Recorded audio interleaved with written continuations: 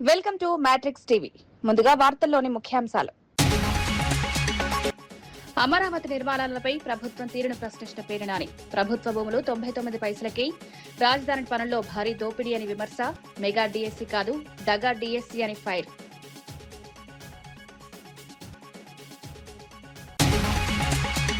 పవన్ కళ్యాణ్ పై విమర్శలు చేస్తున్న వారిపై సంపత్ నాయక్ ఆగ్రహం.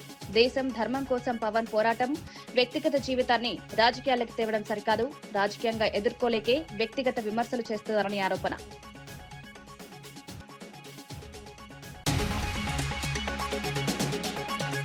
ప్రొఫెసర్ నాగేశ్వర్ పై సోము వీర్రాజు తీవ్ర విమర్శలు. నాగేశ్వర్ ను మేధావిగా చూపించడం సరికారన్న వీర్రాజు, రాజకీయ వ్యాఖ్యలకు వాస్తవాలకు దూరంగా ఉన్నాయని ఆరోపణ. బీజేపీ విమర్శలకు ముందు తన వైఖరి చూసుకోవాలని సూచన. ప్రపంచవ్యాప్తంగా వేగంగా పెరుగుతున్న లివర్ క్యాన్సర్ కేసులు. ఫ్యాటీ లివర్, హైపటైటిస్ వైరస్లతో పెరుగుతున్న ప్రమాదం. లివర్ డ్యామేజ్ సైలెంట్ కిల్లర్ గా మారుతోందని హెచ్చరిక. ముందస్తు పరీక్షలు, జీవనశైలి మార్పులతో ప్రమాదం తగ్గించుకోవాలని సూచన.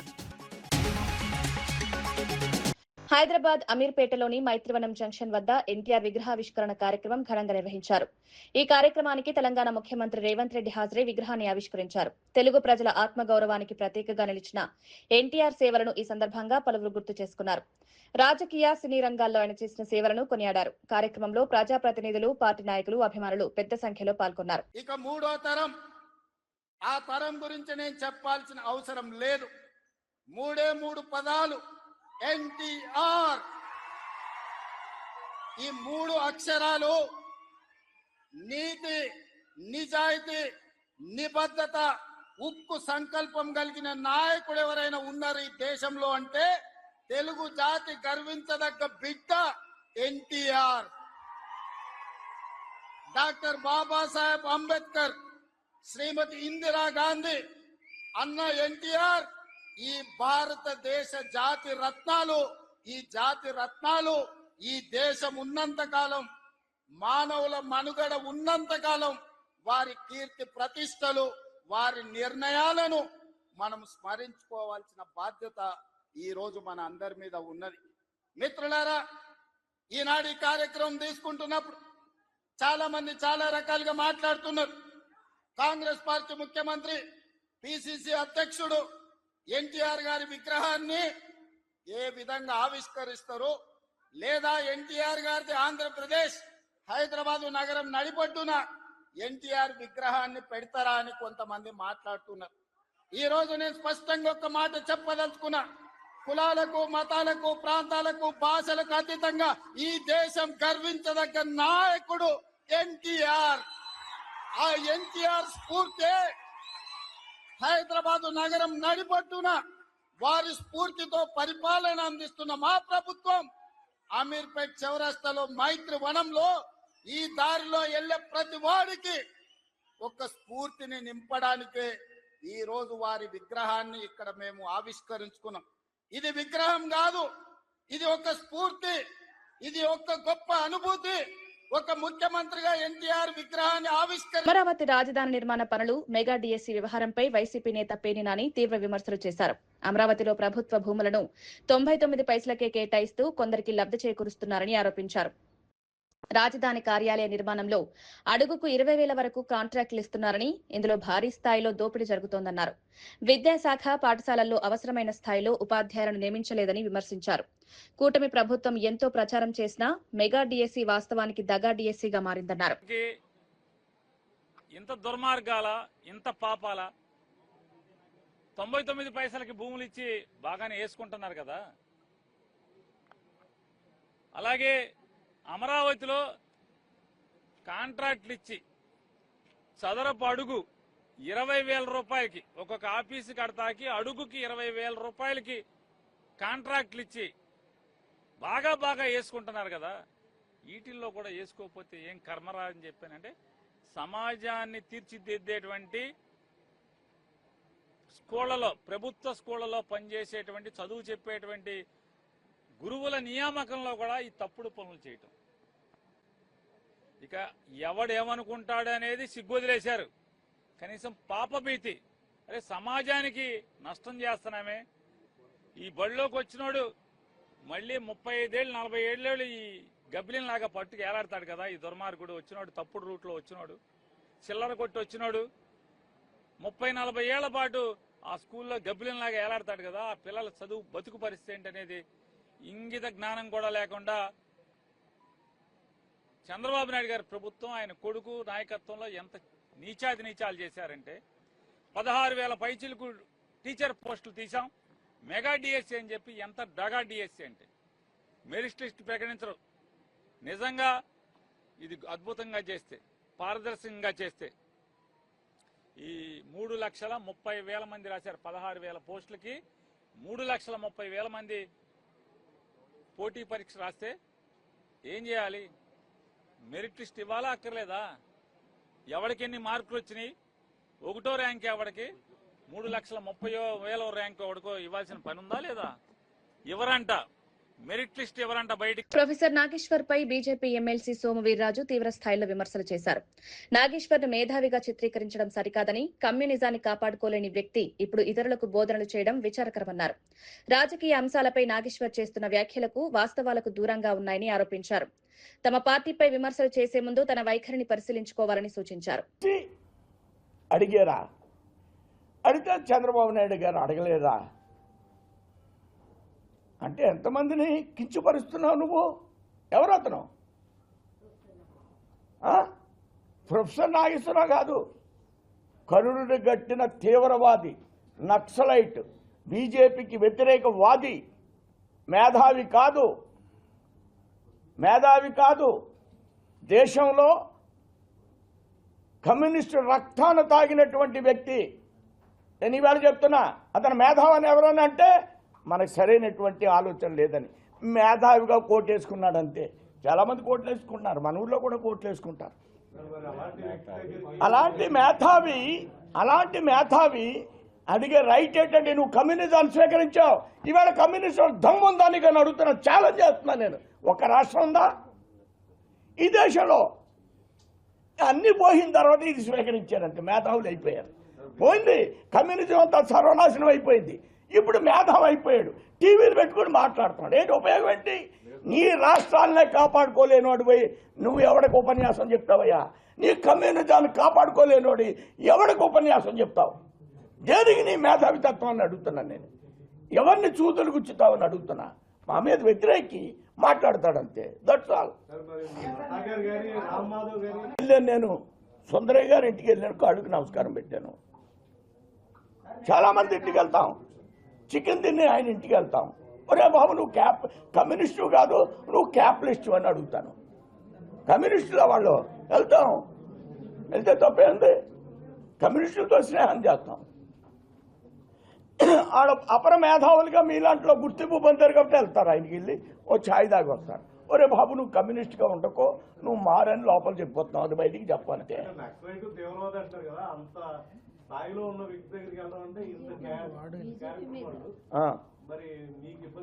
అలాంటి వాడి దగ్గర కూడా వెళ్తుంది భారతీయ జనతా పార్టీ. ఈ ప్రొఫెసర్ నాగేశ్వరరావు నన్ను ప్రశ్నించాడు. ఏమన్నాడంటే, ఏమండి వీర్రాజు గారు మీరేంటండి పీడీపీతో పొత్తు పెట్టుకున్నారండి అని అడిగాడు. ఏ పార్టీతో? పీడీపీ. ఎక్కడ ఉంటుంది అది? జమ్మూ కాశ్మీర్లో ఉంటుంది. దేశానికి అవసరం అయితే మేము హైదరాబాద్లో ఉన్న ఓవైసీతో కూడా పొత్తు పెట్టుకుంటా ఉన్నాను నేను. అలాగే ఆడింటికి వెళ్ళాము. ఏడు పెద్ద తప్పేంటి? దేశం కోసం, మా పిల్ల పెళ్లి కోసం వెళ్తామేంటి ఆయన దగ్గరికి? తెలుగుదేశం పార్టీ మహానాడుపై వైసీపీ రాష్ట్ర అధికార ప్రతినిధి నాగమల్లీశ్వరి విమర్శలు చేశారు. 2 ఏళ్ల పాలనలో ప్రభుత్వం ప్రజలకు చేసిన పనులను వివరించడానికి కాకుండా వైసీపీ అధినేత జగన్మోహన్ రెడ్డిని విమర్శించడానికే మహానాడు నిర్వహించినట్లుగా కనిపిస్తోందన్నారు. రాష్ట్ర అభివృద్ధి సంక్షేమ కార్యక్రమాలపై చర్చ జరగాల్సిన వేదిక రాజకీయ ఆరోపణలకు పరిమితమైందన్నారు. నారా లోకేష్ ఆధ్వర్యంలోని విద్యాశాఖ నిర్వహించిన మెగా డిఎస్సీపై అనేక సందేహాలున్నాయని పేర్కొన్నారు. ఒక మహిళగా స్త్రీ శక్తి అంటే మీ దృష్టిలో ఏంటి సార్? లోకేష్ బాబు గారు మీ దృష్టిలో ఏంటండి? మీ మహానాడికి మహిళలు రావట్లేదని చెప్పేసి మీరు మంది ఇచ్చినా రావట్లేదు, బిర్యానీలు ఇచ్చినా రావట్లేదు, జనాలు రావట్లేదని చెప్పేసి కొన్ని ఏరియాలో ఎంత సిగ్గు చేయడంటే రికార్డింగ్లు కూడా పెట్టి పిలిపించుకుందామని. అంటే మీకు ఒక స్త్రీకి మీరు ఇచ్చినటువంటి విలువ ఏంటనేది, మీరు పెట్టినటువంటి రికార్డింగ్ డాన్సులను బట్టి అర్థమైపోతుంది కదండి, నాకు అర్థం అవట్లేదు. ఒకసారి ఆలోచించాలి కదా. అంటే మీ స్త్రీ శక్తి ఎలా ఉంటదనంటే కనిపిస్తే ముద్దన్న పెట్టాలా లేకపోతే కడుపన్న చేయాలి, అది మీ దృష్టిలో స్త్రీ శక్తి. ఇంత దారుణమైనటువంటి పరిస్థితిలో ఉన్నారా? అసలు మీ ఆధ్వర్యంలో జరిగినటువంటి మహానాడు ఎందుకు పెట్టారు? చంద్రబాబు నాయుడు గారి క్రెడిబిలిటీని తగ్గించడానికే పెట్టినట్టు అనిపించింది నాకు. ఎందుకంటే అక్కడ జరిగినటువంటి మీ పర్ఫార్మెన్స్లు చూసి జగన్మోహన్ రెడ్డి గారికి కాదు భాస్కర్ అవార్డు ఇవ్వాల్సింది, మీ తండ్రి కొడుకులకి ఇవ్వాలా భాస్కర్ అవార్డు. కానీ ఇంకా అంతకన్నా బెటర్ అవార్డులు ఏమన్నా ఉంటే అంత పర్ఫార్మెన్స్ చేశారు. అంటే ఈ పర్ఫార్మెన్స్ ఏదో రాష్ట్ర ప్రజలకి చేసినటువంటి సంక్షేమం మీదో అభివృద్ధి మీదో లేదు, మేము రాబో తరాలకి ఇది చేయబోతున్నామని చెప్పినటువంటి విషయంలో చేసినుంటే చాలా బాగుండేది. నిన్న అనిత గారు అంటున్నారు పార్లమెంట్ లో 33% పెట్టినా పెట్టకపోయినా మా లోకేష్ బాబు గారి నాయకత్వంలో 2029లో మేము చేయబోతున్నాము అని అన్నారు. అనిత గారు, నేను ఒక మాట అడుగుతాను మిమ్మల్ని, అసలు మీకు హోంమంత్రి పదవి ఎలాగొచ్చిందో పోనీ అదన్నా మీకు క్లారిటీ ఉందా? మీరు జీవితాంతం రుణపడి ఉండాల్సింది జగన్మోహన్ రెడ్డి గారికి, లోకేష్ బాబు గారికో చంద్రబాబు నాయుడు గారికో కాదు. ఎందుకంటే ఆయన ఒక దళిత మహిళకి హోంమంత్రి పదవి ఇవ్వడం మూలాన మీకు ఆ పదవి ఇవ్వడం జరిగింది. చర్చకు నేను సిద్ధం అని మాట్లాడుతున్నారు లోకేష్ బాబు గారు. ఓకే ఫైన్, దేని మీదైనా మీరిచ్చే సంక్షేమం మీద గాని, మీరు ఇప్పుడు వరకు తెచ్చినటువంటి అభివృద్ధి గాని, కంపెనీలు గాని, యువతకి ఇచ్చినటువంటి ఉద్యోగాలు గాని, మహిళలకు ఇచ్చినటువంటి భరోసాలు గాని, ఏ చర్చకైనా కూడా మీరు ఒక్కసారి ఎమ్మెల్యే కదా అయ్యారు. మా దగ్గర ఉన్నటువంటి ఎమ్మెల్యేలో ఒక ఎమ్మెల్యే వస్తారు, చేతనైతే వాళ్ళతో సమాధానం చెప్పండి, వాళ్ళతో చర్చల్లో కూర్చోండి మీరు. అదే విధంగా 3 సిలిండర్లు ఇస్తానన్నారు, ఇచ్చారా? అదే విధంగా తల్లికి వందనం అని చెప్పేసి ఇస్తామని చెప్పేసి 20 లక్షల దాకా కట్ చేసినటువంటి మహానుభావులు మీరు. మహిళల్ని మోసం చేసిన రైతుల పంట బీమా వ్యవహారంపై ఎంపీ వైఎస్ అవినాష్ రెడ్డి ప్రభుత్వాన్ని విమర్శించారు. వైసీపీ ప్రభుత్వ హయాంలో పంటల బీమా ప్రీమియంను రైతుల తరపున ప్రభుత్వమే చెల్లించేదని గుర్తు చేశారు.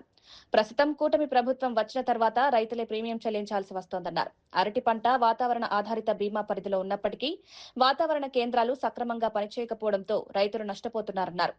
ప్రీమియం చెల్లించినప్పటికీ అనేక మంది రైతులకు బీమా ప్రయోజనాలు అందడం లేదని ఆవేదన వ్యక్తం చేశారు. ఈ సమస్యకు బాధ్యులు ఎవరో గుర్తించి వెంటనే చర్యలు తీసుకోవాలని డిమాండ్ చేశారు. ఇక్కడ సమస్య ఎక్కడ వస్తా ఉందంటే, గతంలో 2025 జూన్ ముందు వరకు ఉచిత పంటల బీమా ఉండింది. ప్రభుత్వాలే ఫ్రీ క్రాప్ ఇన్సూరెన్స్ పథకం కింద రైతు వాటా బీమా కూడా ప్రీమియం కూడా ప్రభుత్వాలే చెల్లించేది. కానీ 25 జూన్ నుంచి రైతే తన కాంట్రిబ్యూషన్ ప్రీమియం ఏదైతే ఉందో, ఫార్మర్ కాంట్రిబ్యూషన్ ప్రీమియం ఏదైతే పంటల బీమా ప్రీమియం చెల్లించాలో అది రైతే చెల్లిస్తూ వస్తున్నాడు. సో రైతు బీమా ప్రీమియం చెల్లించినప్పటికీ కూడా ఇక్కడ పరిస్థితి చూస్తే అరటి పంటకు పంటల బీమా ఇవ్వాలంటే weather based crop insurance scheme కింద పంటల బీమా కవర్ అవుతా ఉంది. అరటి పంటకు సంబంధించిన పంటల బీమా కవర్ అవుతా ఉంది. ఈ weather based crop insurance scheme అనేది మండలంలో ఉన్న ఈ weather stations, automatic weather stations ఏవైతే ఉన్నాయో వాటిలో నమోదైన గాలి వేగాన్ని ప్రామాణికంగా తీసుకొని పంటల బీమా ఇవ్వాల్సిన పరిస్థితి. సో గాలి వేగాన్ని ప్రామాణికంగా తీసుకొని పంటల బీమా ఇవ్వాలి. పోనీ మొన్న డ్యామేజ్ అయిన టైంలో, మొన్న ఏదైతే పెనుగాలులు మొన్న రాత్రి వీచి ఇంత పెద్ద ఎత్తున మరి పంట 100 ఎకరాల్లో పంట ఏదైతే నష్టం జరిగిందో మొన్న రాత్రి వీచిన గాలులకు వేముల లింగాల మండలాల్లో, దీనికి సంబంధించి వెదర్ స్టేషన్లలో డేటా చెక్ చేస్తే, ఉదాహరణకు మీదిపెంట్లలో ఉన్నాం మనము, ఈ మీదిపెంట్ల రెవెన్యూ విలేజ్ మొత్తం కూడా వేముల వెదర్ స్టేషన్ కింద కవర్ అవుతా ఉంది. వేముల వెదర్ స్టేషన్ మీరు చూడొచ్చు, ఇక్కడ NA అని ఉందంటే నాట్ అప్లికబుల్, అంటే అసలు వెదర్ స్టేషనే పనిచేయడం లేదని అర్థం. వేరేజ్ ఇదే మండలంలో నల్లచెరువుపల్లిలో ఆటోమేటెడ్ వెదర్ స్టేషన్ ఉంది, అక్కడ 9.2 km/h వేగం రికార్డ్ అయింది. వేరేజ్ వేములకు వచ్చే కొద్దీ అసలు గాలి వేగమే నమోదు కాల. సో గాలి వేగం నమోదయ్యి 50 km/h గాలి ఉంటేనే పంటల బీమా చెల్లిస్తామని చెప్పి ప్రభుత్వము గైడ్ లైన్స్ లో పెట్టింది. పంటల బీమాకు సంబంధించిన సంస్థలు చెప్తా ఉన్నాయి. వేరాజ్ ఇక్కడ గాలి. హైదరాబాద్ సోమాజిగూడ ప్రెస్ క్లబ్ లో జనసేన నాయకుడు సంపత్ నాయక్ పాల్గొన్న కార్యక్రమంలో ఉద్రిక్త పరిస్థితులు నెలకొన్నాయి. మంగ్లీ మైక్రో ఫైనాన్స్ కేసుపై గతంలో మాట్లాడిన సంపత్ నాయక్ ఇప్పుడు ఎందుకు మౌనం పాటిస్తున్నారని జర్నలిస్టులు ప్రశ్నించారు. బాధితుల సమస్యలపై స్పందన ఎందుకు లేదని నిలదీశారు. ఈ వ్యవహారంలో డబ్బులు తీసుకుని వెనక్కి తగ్గారా అంటూ పలువురు మీడియా ప్రతినిధులు ప్రశ్నలు సంధించారు. బాధితులకు స్పష్టమైన సమాధానం చెప్పాలని డిమాండ్ చేశారు. అయితే అడిగిన ప్రశ్నలకు సరైన వివరణ ఇవ్వలేక సంపత్ నాయక్ అక్కడి నుంచి వెళ్లిపోయారని జర్నలిస్టులు తెలిపారు. లాయర్లను వాళ్ళు ఎవరైతే పెట్టుకుని ఇండివిజువల్ కేసులు పెట్టుకున్నాం. పాయింట్ నెంబర్ 1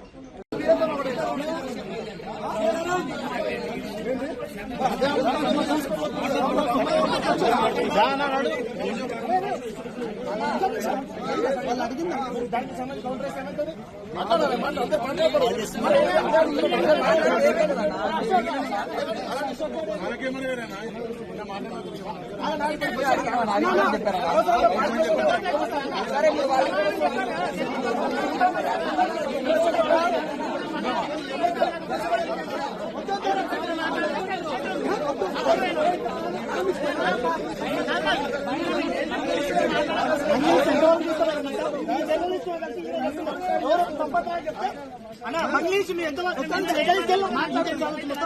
మీరు అడిగిన వాళ్ళను పనబెడి చెప్తారు, నిలబెడి చెప్తారు.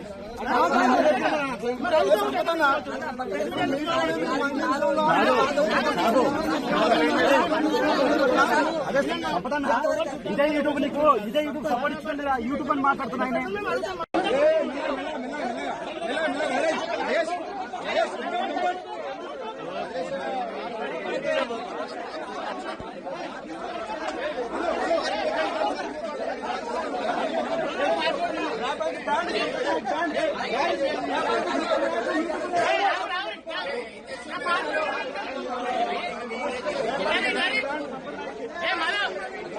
ములుగు జిల్లా ఏటూరు నాగారం మండల కేంద్రంలో మైనర్ బాలికపై లైంగిక దాడి జరిగి గర్భవతి అయిందన్న ఆరోపణలు సంచలనం సృష్టించాయి. ఆరోగ్య సమస్యలతో బాలికను ప్రైవేట్ ఆసుపత్రికి తీసుకెళ్లిన తర్వాత ఈ విషయం వెలుగులోకి వచ్చినట్లు సమాచారం. ఘటనపై మంత్రి సీతక్క స్పందించారు. బాలికకు న్యాయం జరిగేలా ప్రభుత్వం చర్యలు తీసుకుంటుందన్నారు. కేసును అధికారులు పూర్తి స్థాయిలో విచారిస్తున్నారని తెలిపారు. చట్ట ప్రకారం కఠిన చర్యలు తప్పవని స్పష్టం చేశారు. బాధిత కుటుంబానికి అవసరమైన సహాయం అందించేందుకు అధికారులు చర్యలు చేపట్టారని ఆదేశించారు. వాళ్ళు రిపోర్ట్ ఇవ్వడం జరిగింది తప్పుడు. ఈ అమ్మాయిల మీద ఇదేంది మరి, దీని గురించి ఎందుకు మాట్లాడారు? అమ్మాయి తరపున పోయి కూర్చొని ఏం జరిగిందో ఇక్కడ వాళ్ళు మాట్లాడాలి కదా. బీఆర్ఎస్ నాయకులు మీరు ప్రతిపక్షమే కానీ ఊరుకు లీడర్లు కదా, మరి ఎందుకు మాట్లాడకుండా విలేకరులకు ఇట్లాంటి రాయండి అని ఎందుకు ప్రోత్సహిస్తున్నారు? ఎందుకు ధర్నాలకు ప్రోత్సహిస్తున్నారు? ధర్నా చేయడం ఏ రకంగా న్యాయం అవుతుంది? మేమేం తప్పు మాట్లాడినామని మీరెందుకు ఇవాళ బహిష్కరించారు? తప్పుడు వార్త అయితే ఖచ్చితంగా ఎవరైనా శిక్షించబడాలని మేము అన్నాం తప్ప. మరి ఇవాళ ఇక్కడ తమ్ముళ్ళందరూ వచ్చారు, కొంతమంది ఎందుకు వచ్చారు? వాళ్ళకు కూడా ఆడకూతుర్లు ఉన్నారు, ఇళ్ల బిడ్డలు ఉన్నారు. కొద్దిగా ఓపికతోటి డీల్ ఇది ఏం జరిగిందో తెలుసుకొని నువ్వు వాస్తవాలు రాయాల్సి ఉంది. కాబట్టి తప్పుడు ప్రచారాన్ని ఫాస్ట్ గా స్ప్రెడ్ చేసి సంకల్ గుద్దుకోవడం అనేది తప్పు. నేను ఇప్పటికి కూడా సిద్ధంగా ఉన్నా. మీరు రాసినటువంటి వాళ్ళ దగ్గర ఏం క్లూ ఉందో, ఏం ఇన్ఫర్మేషన్ ఉందో తీసుకురండి. సిఐకి చెప్పండి, డిఎస్పీకి చెప్పండి, ఎస్పీకి చెప్పండి, నాకు కూడా ఇవ్వండి. శిక్షించకుంటే మేము దేనికైనా సిద్ధంగా ఉన్నాం. ఇది కూడా మళ్ళా ఫైనల్ చెప్తున్నాం. ఏటూ నాగారం ప్రజలకు విజ్ఞప్తి, అమ్మాయి కుటుంబంతో మేము మాట్లాడినాము. అమ్మాయికి పాపము అన్యం పుణ్యం లేకున్నా హెల్ప్ లైన్ లో ఎవడో చెప్పినందుకు పట్టుకపోయి టెస్టులు కూడా చేసిర్రు. ఇవన్నీ అయినాక కూడా ఈ చిల్లర రాజకీయాలు చేస్తున్నారు. రేపు మీ ఏటూ నాగారంలో మీ బిడ్డల మీద కూడా ఎలాంటి వార్తలు రాస్తారో అలాంటి వాళ్ళని క్షమించకండి అని ఈ సందర్భంగా కోరుతున్నాను. తెలంగాణ జనసేన నాయకుడు సంపత్ నాయక్ మీడియా సమావేశంలో పలు అంశాలపై స్పందించారు. పవన్ కళ్యాణ్ విమర్శిస్తున్న వారిపై తీవ్ర స్థాయిలో మండిపడ్డారు. దేశం కోసం, ధర్మం కోసం పవన్ కళ్యాణ్ పోరాడుతుంటే కొందరు ఓర్వలేక విమర్శలు చేస్తున్నారన్నారు. పవన్ కళ్యాణ్ వ్యక్తిగత జీవితాన్ని రాజకీయ చర్చల్లోకి తీసుకురావడం సరికాదని చెప్పారు. ఆయన వివాహాల గురించి మాట్లాడే హక్కు ఎవరికీ లేదని స్పష్టం చేశారు. రాజకీయంగా ఎదుర్కోలేక వ్యక్తిగత విమర్శలకు దిగుతున్నారని ఆరోపించారు. మాట్లాడుతుంటే అవాకులు చవాకులు పేల్చడం మీ తప్ప. నిన్న మీడియా వాళ్ళు మీరందరూ ఉన్నారు కదా, వీళ్ళందరూ లెఫ్ట్ వింగ్ కాదా? తులసి చంద్ ఎప్పటికీ మాట్లాడదు. దాని తర్వాత నాగేశ్వరరావు ఎటువంటి భావజాలు మీరు చూడండి అన్న. మీరు నాకు ఏ క్వశ్చన్లు అయినా వేయండి, నేను మాట్లాడతా. దాంట్లో మెజారిటీలో కూర్చున్న వాళ్ళందరూ మెజారిటీలా, నేను అనేది మెజారిటీ లెఫ్ట్ భావజాలం ఉన్నోళ్ళు కాదా? మీరు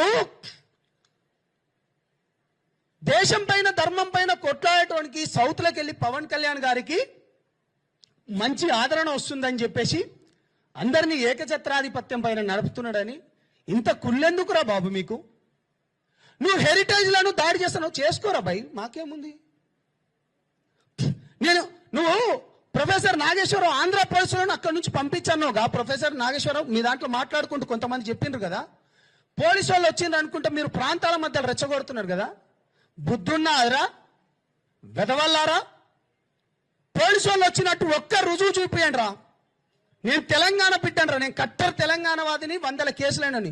మీ పైన ఏడైనారా? మీ పైన కేసులు ఏడైనాయిరా? అరే నేను జైల్లోకి పోయినన్నా, నేను జైల్లోకి పోతే నాకు బెయిల్ ఇవ్వలేదన్నా. ప్రపంచవ్యాప్తంగా వేగంగా పెరుగుతున్న క్యాన్సర్లలో లివర్ క్యాన్సర్ ఒకటిగా మారుతోందని యశోద హాస్పిటల్స్ కు చెందిన liver specialist doctor Naveen Polavarapu తెలిపారు. సంగారెడ్డిలో నిర్వహించిన మీడియా సమావేశంలో ఆయన మాట్లాడారు. Fatty liver, hepatitis B, C వైరస్లు, అధిక మద్యపానం వల్ల లివర్ తీవ్రంగా దెబ్బతింటోందన్నారు. లివర్ డ్యామేజ్ ను సైలెంట్ కిల్లర్ గా అభివర్ణిస్తూ లక్షణాలు కనిపించే సమయానికి వ్యాధి ముదిరిపోయే ప్రమాదం ఉంటుందని హెచ్చరించారు. క్రమం తప్పకుండా రక్త పరీక్షలు, అల్ట్రాసౌండ్ స్కానింగ్ చేయించుకోవాలని సూచించారు. హైపటైటిస్ వైరస్లను ముందుగానే గుర్తించే చికిత్సతో ప్రమాదాన్ని తగ్గించవచ్చన్నారు. మద్యపానం తగ్గించడం ద్వారా లివర్, ప్యాంక్రియాసిస్ తగ్గించుకోవచ్చని చెప్పారు. జీర్ణకోశ సమస్యలు దీర్ఘకాలం కొనసాగితే వెంటనే వైద్యులను సంప్రదించాలని సూచించారు. పెద్ద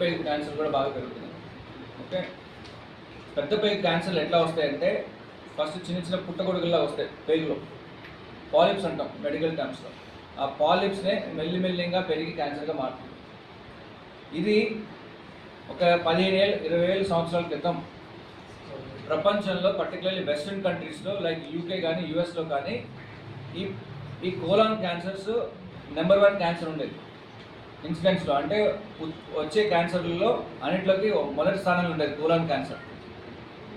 ఇప్పుడు ఈ కెమెరా పరీక్షలు చేయడంతో కొలనోస్కోపీ అంటాం. ఓకే, కెమెరా పరీక్షల ద్వారా పెద్ద పేగు చూడటం వలన ఈ పాలిప్ స్టేజ్లో అంటే పుట్టగొడుగుల స్టేజ్లోనే అది కట్ చేసి తీసేయగలుగుతారు. కాబట్టి అలా క్యాన్సర్ నిర్మూలించగలుగుతారు. కాబట్టి అది 1వ స్థానం నుంచి 8వ స్థానానికి దాన్ని నెట్టగలిగారు. దీన్నే బౌల్ క్యాన్సర్ స్క్రీనింగ్ అంటాం. అంటే పేగులో మనం పరీక్ష చేసుకుని ప్రతి ఒక్కరికి వెస్ట్రన్ కంట్రీస్లో అంటే మీరందరూ యూఎస్లో కానీ యూకేలో ఉన్నారనుకోండి, 45 ఏళ్ళు దాటిన ప్రతి ఒక్కరికి గవర్నమెంట్ నుంచి కొలనోస్కోపీ చేయించుకోమని పరిచయం వస్తుంది, లెటర్ వస్తుంది, చేయించుకోండి అని చెప్పి. కెమెరా పరీక్ష చేయించుకున్న వాళ్ళు అట్లాంటి వాళ్ళకి 100 మందిలో 10 మందికి పాలిప్లు కనిపించింది. ఒకరికి క్యాన్సర్, ఇంకా 10 మందికి పాలిప్స్. ఆ పాలిప్స్ ఆ పుట్టగొడుగులు తీసేసామనుకోండి, అలాగా 10 మందికి క్యాన్సర్ తొలగించేసినట్టే కదా మనం కదా. సో అట్లా చాలా మందికి కోలాన్ క్యాన్సర్ తగ్గించగలిగారు. అలా మన ఇండియాలో కూడా బాగా పెరుగుతున్నాయి. సో అందుకని అందరూ బాధ్యతగా 45 ఏళ్ళు దాటిన వాళ్ళు, 45 ఏళ్ళు కాకపోతే కనీసం 50 ఏళ్ళు దాటిన వాళ్ళందరూ కూడా కంపల్సరీగా కొలనోస్కోపీ చేయించుకుంటే మంచిది. ఈ పాలిప్ అంటే ఎర్లీ స్టేజ్లో మనం కట్ చేసి తీసేయగలిగితే అది ఫ్యూచర్లో మనకి క్యాన్సర్గా మారకుండా మనము ఆపగలుగుతాం. ఇవన్నీ కూడా మన చేతిలో ఉన్నది. అవేర్నెస్ తెలుసుకోవాలి, అవగాహన రావాలి, అట్లాగే మనము దాని జాగ్రత్తలు తీసుకోవాలి. ఇవన్నీ చేసుకుంటే మనకి ఈ క్యాన్సర్స్, ఈ పెద్ద పేగు ప్రాబ్లమ్స్ కానీ, లివర్ ప్రాబ్లమ్స్ కానీ, ఈ గ్యాస్ ప్రాబ్లమ్స్ కానీ, ఓకే, ఇవన్నీ లేకుండా మనం హెల్తీగా ఉండొచ్చు. కాకినాడ జిల్లా జగ్గంపేట నియోజకవర్గంలోని గండేపల్లి మండలం మురారి గ్రామంలో డిజిటల్ మహానాడు కార్యక్రమం ఘనంగా నిర్వహించారు. గండేపల్లి క్లస్టర్ ఇన్ఛార్జ్ జాస్తి వసంత్ ఆధ్వర్యంలో జరిగిన ఈ కార్యక్రమంలో జిల్లా టీడీపీ అధ్యక్షులు జ్యోతుల నవీన్ పాల్గొన్నారు. ఎన్టీఆర్ విగ్రహానికి పూలమాలలు వేసి నివాళులర్పించారు. రాష్ట్ర వ్యాప్తంగా 1883 క్లస్టర్లలో ఇంధన పొదుపు లక్ష్యంగా డిజిటల్ మహానాడు నిర్వహిస్తున్నారని నాయకులు చెప్పారు. జగ్గంపేట నియోజకవర్గంలో 12 క్లస్టర్లలో కార్యక్రమం విజయవంతంగా సాగుతోందని వివరించారు. డిజిటల్ విధానం వల్ల ఇంధనం, సమయం, వ్యయం ఆదా అవుతున్నాయని తెలిపారు. ప్రభుత్వం ప్రజా సమస్యల పరిష్కారమే లక్ష్యంగా పనిచేస్తోందన్నారు.